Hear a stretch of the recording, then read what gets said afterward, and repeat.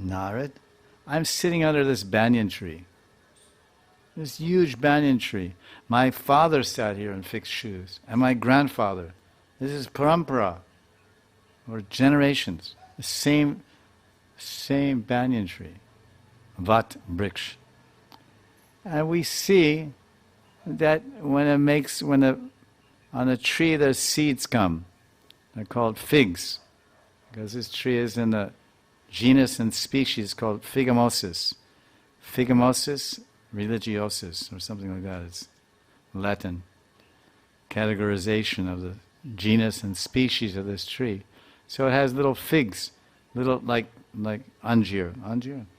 They appear on the trunk, little tiny seeds. Then those seeds are so small, like a pinhead. It's very small bijam. And that seed falls in the ground and makes this huge banyan tree. So the tiny seed can make this banyan tree, which is bigger than 100 elephants. Now what is the big, and that's all been, that whole big tree, banyan tree that's bigger than 100 elephants, is all compressed in a seed the size of a dot, pencil dot on the paper. I'm seeing, I don't have any education, but I can see, oh, how amazing this is.